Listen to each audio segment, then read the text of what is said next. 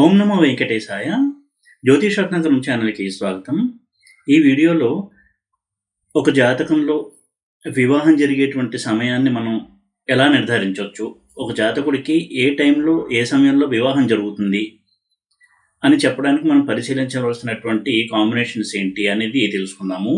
అదేవిధంగా వైవాహిక దోషాలు కనుక ఉన్నట్టయితే పరిహారాల ద్వారా ఆ దోషాలు మనం పోగొట్టుకోవచ్చా, అదేవిధంగా సాధారణంగా చాలామంది ఫేస్ అయ్యేటువంటి మ్యారిటల్ ప్రాబ్లమ్స్, విడాకులు కావచ్చు, వివాహంలో ఘర్షణ కావచ్చు, లేట్ మ్యారేజ్, వీటికి పరిహారాలు ఉన్నాయా, ఎంతవరకు పనిచేస్తాయి, అలాగే ఎటువంటి భార్య లేక భర్త వస్తారు, జీవిత భాగస్వామి లక్షణాలు ఏంటి, ఎలా తెలుసుకోవచ్చు, ఇవి కొంత సూత్రప్రాయంగా తెలియచేస్తాను. అయితే ఒక జాతక పరిశీలన చేసేటప్పుడు వివాహం ఎప్పుడవుతుంది అని తెలుసుకోవడానికి కొన్ని సూత్రాల ఆధారంగా కొంతవరకు మనకి క్లూ అనేది దొరుకుతుంది.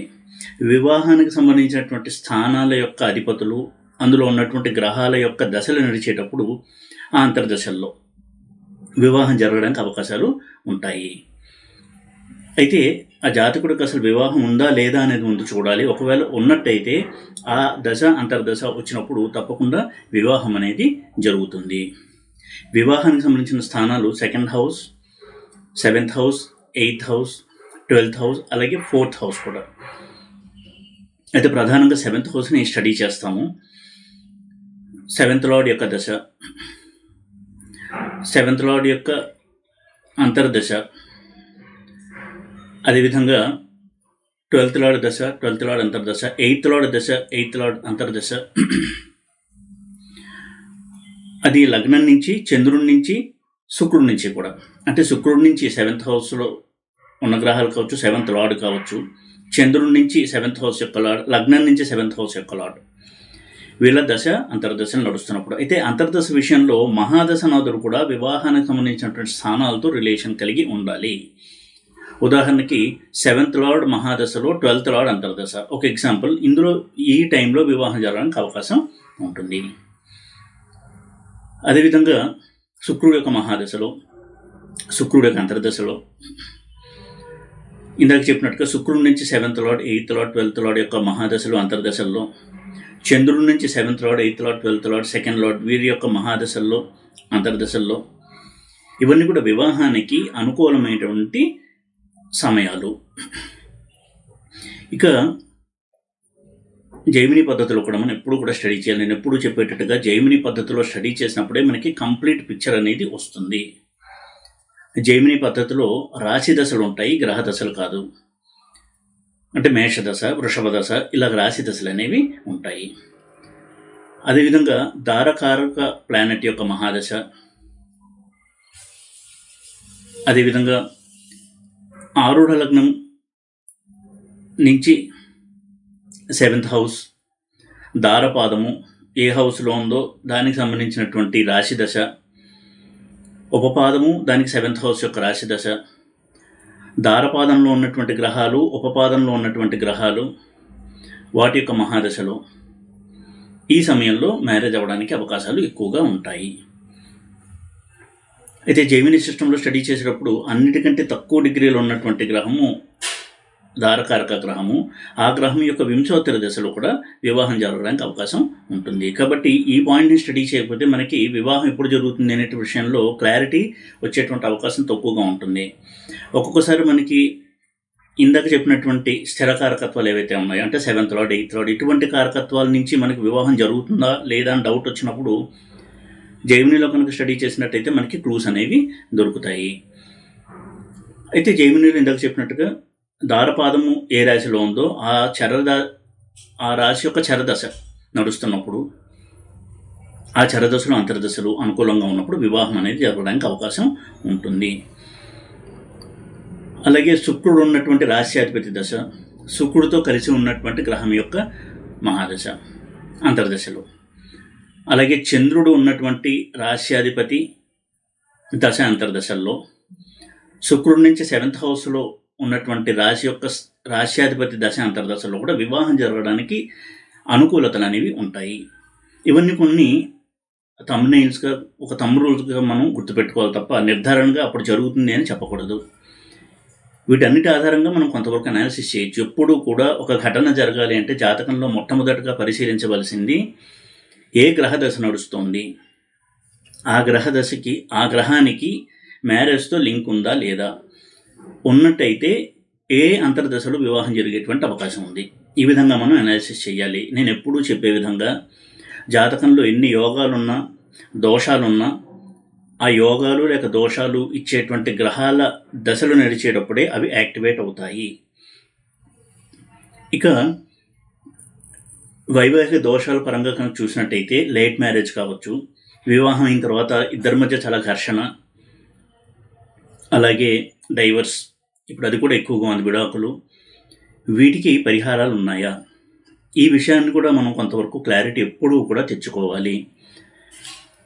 ఎందుకంటే ఈ రోజుల్లో మ్యాచ్ మేకింగ్ అనేది చాలా స్ట్రెస్ఫుల్గా ఉంటుంది. పేరెంట్స్కి కూడా చాలా టెన్షన్గా ఉంటుంది. అంటే ప్రతి మ్యాచ్లో కూడా ఏదో ఒక రకమైనటువంటి ఇబ్బందిని వాళ్ళు చూస్తున్నారు కాబట్టి ఆ మ్యాచ్ రిజెక్ట్ చేయడము, 20-30 సంబంధాలు చూసి కూడా ఏది ఫైనలైజ్ చేయకుండా ఉండడము, ఇటువంటి పరిస్థితుల్లో ఉంటున్నారు. అయితే ఎప్పుడూ కూడా గుర్తుపెట్టుకోవాల్సింది 7th హౌస్లో ఫలానా ప్లానెట్ ఉంది కాబట్టి ఈ చార్ట్ వద్దు అని అనుకోవడం పొరపాటు. ఉదాహరణకి 7th హౌస్లో కుజుడు ఉన్నాడు, లేకపోతే 7th హౌస్లో రాహు ఉన్నాడు కాబట్టి సంబంధమే వద్దు అని రిజెక్ట్ చేయడం అనేది కరెక్ట్ కాదు. ఎందుకంటే ఒకవేళ 7th హౌస్లో రాహు ఉన్నా రాహు యొక్క మహాదశ నడుస్తూ ఉండాలి. రాహు అలాగే 7th హౌస్లో కుజుడు కనుక ఉన్నట్టయితే కుజ మహాదశ నడుస్తున్నప్పుడే మ్యారేజ్ లైఫ్లో ప్రాబ్లమ్స్ అనేవి ఉంటాయి. ఇటువంటి కొన్ని సూత్రాలను ఎప్పుడు కూడా గమనించాలి. అలాగే షష్టాష్టకాలు, ఈ పాయింట్స్ని ఎప్పుడూ కూడా నా వీడియోలోనే తరచూ చెప్తూనే ఉంటాను. షష్టాష్టకాలు వేస్ట్గా మ్యారేజ్ని యాక్సెప్ట్ చేయడం, రిజెక్ట్ చేయడం చెయ్యొద్దు. అవన్నీ చాలా చాలా చిన్న అంశాలు. వాటిని పెద్ద పెద్దవిగా చేసి పెద్ద పెద్ద థంబ్నెయిల్స్తో వీడియో పెట్టి భయపెట్టడం అనేది కరెక్ట్ కాదు. షష్టాష్టకాలు ఉన్నంత మాత్రాన మ్యారేజ్ అనేది బ్రేక్ అవ్వదు, డైవర్స్ అవ్వదు. అలాగే సప్తమంలో పాపగ్రహాలు ఉన్నంత మాత్రాన వైవాహిక జీవితం సమస్యలతో ఉండదు. కుజదోషం వల్ల మ్యారేజ్ బ్రేక్ అవ్వదు, విడాకులు జరగవు. అయితే కుజదోషం గురించి కూడా కొన్ని పాయింట్స్ నేను చెప్తాను ఈ వీడియోలో. ఇక లేట్ మ్యారేజ్ విషయానికి వచ్చినట్టయితే కొన్ని కాంబినేషన్స్ కనుక ఉన్నట్టయితే మ్యారేజ్ అనేది లేట్ అవుతుంది. ఉదాహరణకి శని ఆలస్యంగా వివాహం చేయించడానికి కారకుడు, సప్తమంలో పాపగ్రహాలు అనేటువంటి రాహువు, కేతువు, శని, ఇటువంటి గ్రహాలు ఉన్నప్పుడు కొంత లేట్గా మ్యారేజ్ అవుతుంది. అలాగే 6th lord, 8th lord, 12th lord కనుక 7th హౌస్లో ఉంటే లేట్ మ్యారేజ్ అవుతుంది. 7th లార్డ్ కనుక నీచలో ఉన్న, 7th లార్డ్ దుస్థానాధిపతులతో కలిసి ఉన్న, దుస్థానాల్లో ఉన్న మ్యారేజ్ కొంత లేట్ అయ్యే అవకాశం ఉంటుంది. అలాగే ఎక్కువ మ్యాచెస్ రావడము, రిజెక్ట్ అవ్వడము, దగ్గర దాకా వచ్చి మళ్ళీ వెనక్కి వెళ్ళిపోవడము, ఇటువంటి సంఘటనలు కూడా జరిగేటువంటి అవకాశాలు ఉంటాయి. కాబట్టి లేట్ మ్యారేజ్ కనుక ఉన్నట్టయితే ఏ దశ అంతర్దశలో మ్యారేజ్ జరుగుతుంది అని ఒక ఐడియా తెచ్చుకుని అప్పుడు కనుక దశ అంతర్దశ నడుస్తున్నట్టయితే, అంటే లేట్ మ్యారేజ్ అయినా కానీ ఆ మ్యారేజ్ ఇచ్చేటువంటి దశ అంతర్దశ టైం కనుక నడుస్తూ ఉన్నట్టయితే అప్పుడు పరిహారం చేసుకోవడం వల్ల వీలైనంత త్వరగా అడ్డంకులు లేకుండా మ్యారేజ్ ఫైనలైజ్ అవ్వడానికి పరిహారాలు తప్పకుండా పనిచేస్తాయి. ఇక కుజదోషం విషయానికి కనుక వచ్చినట్టయితే సప్తమంలో కుజుడు, అష్టమంలో కుజుడు, ఇలా వివాహానికి సంబంధించిన స్థానాల్లో కుజుడు కనుక ఉన్నట్టయితే దానికి కుజదోషము అని పేరు. అయితే చాలామందికి ఉన్నటువంటి ఒక భయము, అపోహ ఏమిటంటే కుజదోషం కనుక ఉంటే మ్యారేజ్లో చాలా ప్రాబ్లమ్స్ వస్తాయి, అలాగే జీవిత భాగస్వామి చనిపోతాడు, కాబట్టి కుజదోషం ఉన్నటువంటి అబ్బాయికి కుజదోషం ఉన్న అమ్మాయిని చెయ్యాలి, లేదా కుజదోషం ఉన్న అమ్మాయికి కుజదోషం ఉన్న అబ్బాయిని చేయాలి అనేటువంటి ఒక సిద్ధాంతం కూడా పాపులర్ అయింది. అసలు కుజదోషం గురించి ఎక్కువగా భయపడవలసిన పనే లేదు. ఎందుకు దీనికి ఇంత ప్రాచుర్యం వచ్చింది అంటే బహుశా కుజుడు యొక్క నేచర్ వలన ఈ ప్రాబ్లం ఎక్కువగా వ్యాప్తి చెంది ఉంటుంది. కుజుడు అగ్రెసివ్ ప్లానెట్, డామినేటింగ్ ప్లానెట్, అందులోనూ అమ్మాయిలకు కనుక 7th హౌస్లో కుజుడు ఉన్నట్టయితే ఎక్కువ ప్రాబ్లమేటిక్గా ఉంటుంది. ఎందుకంటే కుజుడు పురుష గ్రహము, కాబట్టి అమ్మాయికి ఎప్పుడైతే 7th హౌస్లో కుజుడు ఉంటాడో వచ్చేటువంటి హస్బెండ్ అగ్రెసివ్ పర్సన్ అయి ఉండడము, డామినేషన్ నేచర్ ఉండేటువంటి వ్యక్తి అయి ఉండడము, వైలెంట్గా ప్రవర్తించడము, దురుసుగా ప్రవర్తించడము, చేసుకోవడము, దుర్భాషలు ఆడడము, ఇటువంటి కొన్ని లక్షణాలు ఉండేటువంటి వ్యక్తిగా ఉంటాడు. కాబట్టి కుజదోషం గురించి అంతగా భయపడడం అనేది జరుగుతూ ఉంటుంది. అయితే ఇటువంటి దోషం ఉన్నప్పుడు యాటిట్యూడ్ చేంజ్ చేసుకోవడము, కొంత కౌన్సిలింగ్ ద్వారా కూడా మనస్తత్వంలో మార్పులు తీసుకురావడానికి ట్రై చేయొచ్చు. ప్లానెటరీ రెమెడీస్ కనుక చేసుకున్నట్టయితే కొంతవరకు ఆ ఘర్షణ వాతావరణం కూడా తగ్గడానికి వీలుంటుంది. అయితే ఎప్పుడూ కూడా గుర్తుపెట్టుకోవాల్సింది, కుజదోషం కావచ్చు, వేరే దోషం ఏది ఉన్నా కానీ మ్యారేజ్ లైఫ్లో ఆ దోషాలు మ్యారేజ్ అయిన తర్వాత యాక్టివేట్ అవుతాయి. కాబట్టి పరిహారాలు మ్యారేజ్ అయిన తర్వాతే చేసుకోవాలి. అంతే తప్ప ఒక జాతకంలో కుజదోషం ఉంది లేదా ఇంకొక వివాహ దోషం ఉంది కాబట్టి దానికి సంబంధించిన రెమెడీస్ ముందే చేసేసుకుని క్లీన్ చేసేసుకుని అప్పుడు మ్యారేజ్ లైఫ్కి వెళ్దాము అనుకోవడం పొరపాటు. ఆ విధంగా అవి క్యాన్సిల్ అవ్వవు. వ్యాక్సిన్ లాగా పనిచేయదు. ఎలా అయితే మనం జ్వరం వస్తే ట్యాబ్లెట్ వేసుకుంటామో ఆ దోషాలు యాక్టివేట్ అయినప్పుడే రెమెడీస్ చేసుకోవాలి. ఈ విధంగా కూడా ఉన్నదాన్ని కూడా హైప్ చేసేసి ఎగ్జాగరేట్ చేసేసి అతిశయోక్తిగా ఆ దోషం ఉంది, ఇది చేయించేయండి, ఆ దోషం పోతుంది, తర్వాత వివాహం చేసుకోండి అంటే అది పోయేంత సింపుల్ది కాదు. అలాగే కుంభ వివాహము, కలలి వివాహము, అర్క వివాహము ఇవి చేస్తే కుజదోషం పోతుంది, విడాకులు కాకుండా క్యాన్సిల్ అవుతాయి, ఇవన్నీ కూడా ఎక్కడ రుజువు కాలేదు. ఇటువంటివి చేసి డిసప్పాయింట్ అవ్వద్దు అనేది నా పాయింట్ ఇక్కడ. ఎప్పుడూ కూడా రెమెడీస్ ద్వారా దోష తీవ్రతను తగ్గించుకోవచ్చు తప్ప ప్రారంధాన్ని మార్చాలి అని అనుకోవడం పొరపాటు. రెమెడీస్ తప్పకుండా పనిచేస్తాయి, కానీ ఏ పరిధిలో పనిచేస్తాయి, రెమెడీస్ ఎందుకు చేసుకోవాలో తెలుసుకుని చేసుకోవడం అనేది చాలా ముఖ్యము. ఇక విడాకుల గురించి కూడా చాలా చాలా చర్చ జరుగుతూ ఉంటుంది. ఒక వ్యక్తికి 2 మ్యారేజెస్ కనుక ఉన్నట్టయితే తప్పకుండా 2 మ్యారేజెస్ అవుతాయి. ఫలానా రెమెడీ చేసుకోండి, కుంభ వివాహం చేసుకోండి, విడాకులు క్యాన్సిల్ అవుతాయి. ఎందుకంటే ముందు ఒక చెట్టుకు పెళ్లి చేసేసి లేదా కొండకు పెళ్లి చేసో ఫస్ట్ మ్యారేజ్ అయిపోయింది కాబట్టి సెకండ్ మ్యారేజ్ చేసినప్పుడు అది నిలబడుతుంది అనడం ఏమాత్రం అది రుజువు కానటువంటి ఒక అంశము. అలా చేసి కూడా మ్యారేజెస్ బ్రేక్ అయినటువంటి సందర్భాలు ఉన్నాయి, 2 మ్యారేజెస్ అయినటువంటి సందర్భాలు ఉన్నాయి. ఇటువంటి వాటిని చేసి నిరుత్సాహపడద్దు, డిసప్పాయింట్ అవ్వద్దు అనేది ఇక్కడ నేను చెప్పదలుచుకున్నాను. వినడానికి కటువుగా ఉన్నా కానీ ఇది మాత్రం గుర్తుపెట్టుకోవాల్సినటువంటి ఒక సత్యము. ఈ విధంగా వివాహ ప్రయత్నాలు చేసేటప్పుడు ఇటువంటి కొన్ని సూత్రాలని పరిగణలోకి తీసుకోవడం చాలా చాలా ముఖ్యము. షష్టాష్టకాల గురించి అతిగా భయపడద్దు, కుజదోషం గురించి అతిగా భయపడొద్దు. సప్తమంలో పాపగ్రహాలు ఉన్నంత మాత్రాన అనర్థాలు ఏమీ జరగవు. ఉదాహరణకి సింహలగ్నానికి సప్తమంలో శని ఉన్నాడు, అది స్వక్షేత్రము, పైగా శశయోగం ఇస్తాడు. అటువంటి వారికి చాలా happy and long married life ఉంటుంది, శని మహాదశ కనుక నడుస్తూ ఉన్నట్టయితే. ఇది కూడా గుర్తుపెట్టుకోవాలి. ఇక వివాహానికి సంబంధించినటువంటి ప్రయత్నాలు చేసేటప్పుడు పాయింట్ బేస్ సిస్టమ్ని ఆధారంగా డిసైడ్ చేయడం అనేది ఎక్కడ కూడా ప్రూవ్ అవ్వలేదు. 30 పాయింట్లు వచ్చాయి కాబట్టి మ్యారీడ్ లైఫ్ చాలా బాగుంటుంది అని అనుకోవడం కూడా పొరపాటు. గుర్తుపెట్టుకోవాల్సిన పాయింట్ ఏంటంటే వివాహం అనేది మనం డిసైడ్ చేసేది కాదు, ముందుగానే డిసైడ్ అయినది. ఆ బ్రహ్మదేవుడు ముందుగానే డిసైడ్ చేసే సృష్టిస్తాడు. కాబట్టి ఉన్నంతలో మనం వచ్చేటువంటి జీవిత భాగస్వామి ఎలా ఉండొచ్చు అని ఒక ఊహ చేయడమే తప్ప మనమేదో అమ్మాయినో అబ్బాయినో ఫైనలైజ్ చేసామని అనుకోవడం పొరపాటు. ఆ విధంగా మనం ప్రయత్నం చేసి రెమెడీస్ చేసి వైవాహిక సమస్యలను పోగొట్టాము అనేటువంటి భ్రమలో ఉండడం కూడా కరెక్ట్ కాదు.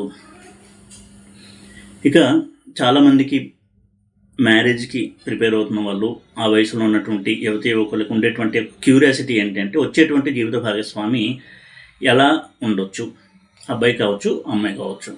కొన్ని సూత్రాల ఆధారంగా వచ్చేటువంటి లైఫ్ పార్ట్నర్ ఏ విధంగా ఉండొచ్చు అని కొంతవరకు మనం గెస్ చేయొచ్చు. అయితే ఇవి కూడా సూత్రప్రాయంగానే చెప్తున్నాను. దీన్ని ఆధారం చేసుకుని ఎలా ఉంటుందా వచ్చే భార్య లేదా నాకు వచ్చేటువంటి భర్త ఎలా ఉంటాడో అని ఫిక్స్ అవ్వడం కూడా కరెక్ట్ కాదు. సాధారణంగా 7th హౌస్లో ఉండేటువంటి ప్లానెట్స్ యొక్క నేచర్ని బట్టి లైఫ్ పార్ట్నర్ యొక్క అపీరెన్స్, అలాగే వారి యొక్క క్యారెక్టరిస్టిక్స్ లక్షణాలు అనేవి కొంతవరకు తెలుసుకోవచ్చు. అలాగే జాబ్ చేస్తారా లేదా, ఫినాన్షియల్ స్టేటస్ ఎలా ఉంటుంది, రిచ్ స్పౌస్ వస్తుందా లేదా, ఇటువంటివి కూడా మనం కొంతవరకు అంచనా వేయచ్చు. ఏదేమైనా కానీ కంప్లీట్ అనాలిసిస్, కంప్లీట్ స్టడీ చేసిన తర్వాతే మనకి విషయాలు అనేవి కొంత క్లారిటీ వస్తుంది. జైమినీ సిస్టంలో కూడా స్టడీ చేయాలి. అయితే జైమినీ సిస్టమ్ అలవాటు ఉన్న వాళ్ళకి కొంతవరకు కొన్ని పాయింట్స్ చెప్పినా ఈజీగా రిలేట్ చేసుకోగలరు. కాబట్టి నేను జెమినీలో ఎక్కువగా డీటెయిల్గా నేను కాంబినేషన్స్ చెప్పట్లేదు, కానీ జెమినీ సిస్టంలో స్టడీ చేసిన తర్వాత మాత్రమే మనం ఒక నిర్ధారణకి రావాలి. ఎప్పుడు కూడా జెమినీ సిస్టంలో స్టడీ చేసేటప్పుడు దారపాదము, ఉపపాదము, దారకారక ప్లానెట్ ఈ 3 కూడా చాలా ముఖ్యము. ఇక 7th హౌస్లో కనుక రవి ఉన్నట్టయితే వచ్చేటువంటి పార్ట్నర్ తెలివైన వ్యక్తి అయి ఉంటారు. అమ్మాయి కావచ్చు, అబ్బాయి కావచ్చు, మంచి జాబ్ హోల్డరు, ఆత్మాభిమానం ఎక్కువ ఉండేటువంటి వ్యక్తి, అయితే కొంత డామినేటింగ్ నేచర్ ఉండేటువంటి వ్యక్తి ఉంటారు. కాబట్టి మ్యారేజ్ రిలేటెడ్ హౌస్లో రవి ఉన్నప్పుడు ఎక్కువగా డైవర్స్ జరగడానికి అవకాశం ఉంటుంది. అది కూడా రవి మహాదశ నడుస్తూ ఉండాలి. అలాగే జెమినీ సిస్టంలో ఉదాహరణకి దారపాదంలో రవి ఉన్నా, దారపాదానికి 7th హౌస్లో రవి ఉన్నా అటువంటి రాశి దశలు నడుస్తూ ఉండాలి. అప్పుడే ఆ మ్యారేజ్ అనేది డైవర్స్ వైపుకి వెళ్ళడానికి అవకాశం ఉంటుంది. ఇక చంద్రుడి విషయానికి వచ్చినట్టయితే చంద్రుడి యొక్క ఇంపాక్ట్ వల్ల కనుక లైఫ్ పార్ట్నర్ వచ్చినట్టయితే చాలా ఎమోషనల్ వ్యక్తిగా ఉండడము, చూడడానికి చాలా ఆకర్షణీయంగా ఉండడము, అందంగా ఉండడము, సాఫ్ట్ నేచరు, అయితే ఫికిల్ మైండెడ్ ఉంటుంది, చాలా చంచల స్వభావం ఉండడము, లైఫ్ పార్ట్నర్కి డివోటెడ్గా ఉండడము, ఇటువంటి చాలా మంచి లక్షణాలు ఉండేటువంటి వ్యక్తి వస్తారు వారి యొక్క లైఫ్లోకి. కుజుడు కనుక ఉన్నట్టయితే దానికే కుజదోషం అని పేరు.